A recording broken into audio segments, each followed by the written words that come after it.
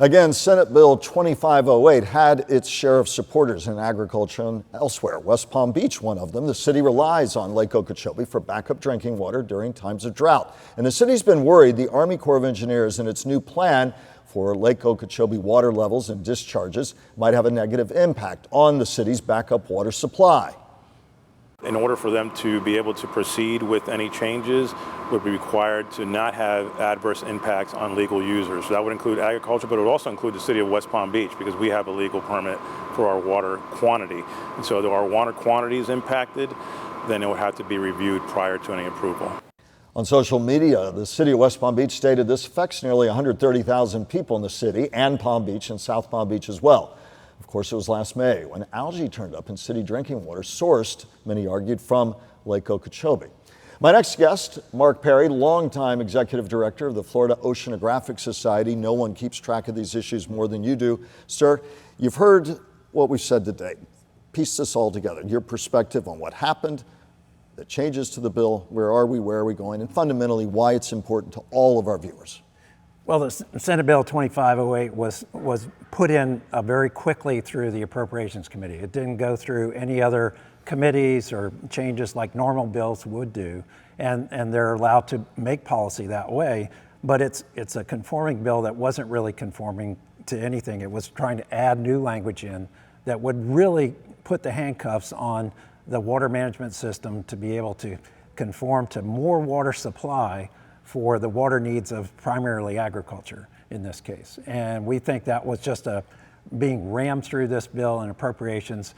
And as we said at the 11th hour on the Wednesday before the last hearing, it came out to where we'll amend that bill. Are you confident that the water bill and water plans that have been in works for years, in concert, by the way, between the South Florida Water Management District and the Army Corps of Engineers and environmentalists and agriculture had a seat at that table, have those plans now been put back on track in your mind? And what, in plain English, does it mean to people who live on the Treasure Coast? What does it mean to all of our viewers, whether they're in Palm Beach County, the Treasure Coast, or farther south?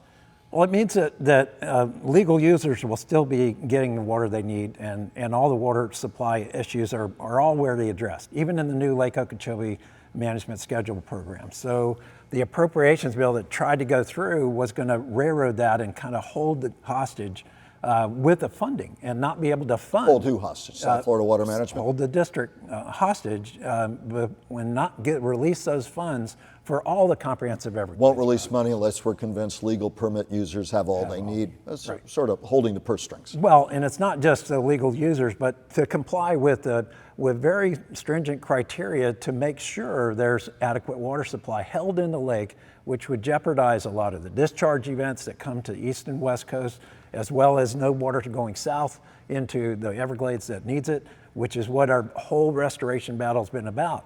So this is the process that they were trying to railroad and tried to amend and change and put that in, got quickly observed by many people, and when they realized what was happening, objected to it strenuously. I mean, overwhelming. And had the governor's backing, as one person told me. That was absolutely critical, that the governors fought hard on these environmental issues, was saying, wait a minute, we're not crossing this line. Let's back up a bit just for education for all of us. So keeping more water in the lake. So the bill right now, we're kind of back to square one. A water plan that many different players have agreed on is back in process. We heard the Everglades Foundation say we're happy about it. You're cautiously optimistic. Keeping more water in the lake as a hedge against drought and for agriculture sounds good for those interests. They have their interests, but the concern for fishermen and for environmentalists, more water in the lake means more potential for discharges. If we have a hurricane come roaring through, the Army Corps is going to lower the level of the lake. For fishermen, more water in the lake meant, it's why they protested in part, means grass beds can't grow. Fisheries, they drown the grass beds, therefore fisheries dry up. And of course, on the Treasure Coast, more water in the lake, if it suddenly has to be discharged, instead of being sent south, means the potential for more algae discharges. We've seen what that's done, which parenthetically and importantly has included killing seagrass in the estuaries and lagoon. So when people at home hear about all the manatees dying at record rates, it's all part and parcel of that.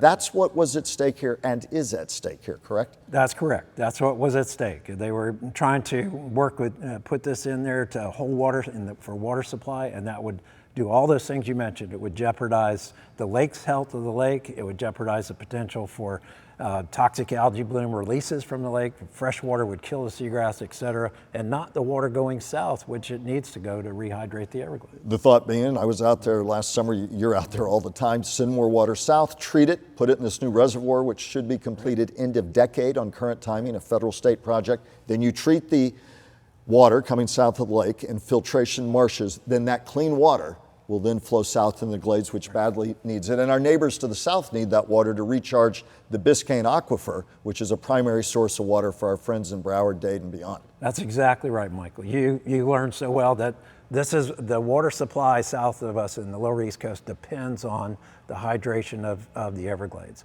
Those 9 million people south need that Biscayne Aquifer recharged by that freshwater flow slowly flowing south to Florida Bay. And the Everglades desperately needs it if it's to be rehabilitated to some significant degree. Absolutely.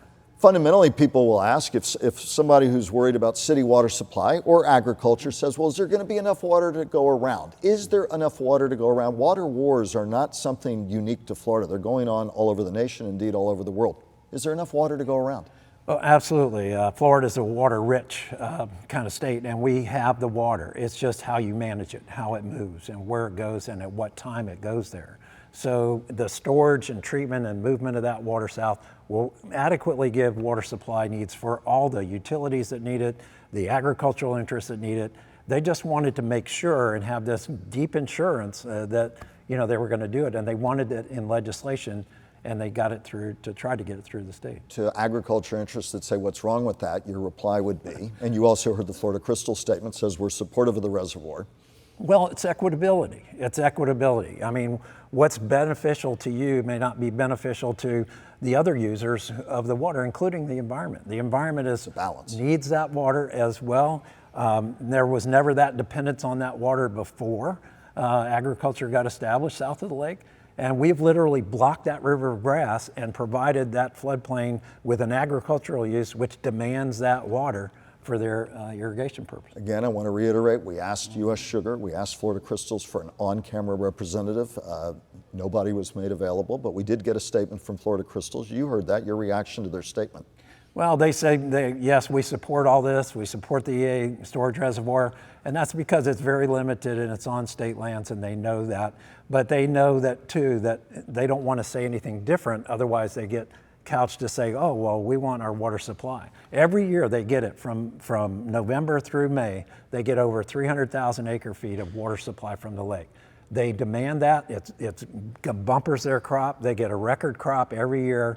And everybody else could be in a drought situation, but they get that water. What's your final message? There's so many users out there. It's such a huge issue with Lake Okeechobee and the watershed above it at the heart, the literal heart of our water system. What message do you want to have as a takeaway for all users as we look at this system and how it's important from the water we get out of our tap to preservation environmentally? Yeah. What's the takeaway? Well, the takeaway is we've got to stop draining the land. We waste 1.7 billion gallons a day out these canals and out to the Atlantic or Gulf. That's 1.3 billion gallons a day is what we consume in South Florida. So we're literally dumping more water to tide than we are consuming. We need to get that water slowly flowing south. Nature intended it that way, but nature had a good way of supplying enough water for all those needs that you have. We've got to rehydrate those wetlands, rehydrate the aquifer, and have that available for all the cities south and east. And you're cautiously optimistic that we're back on track.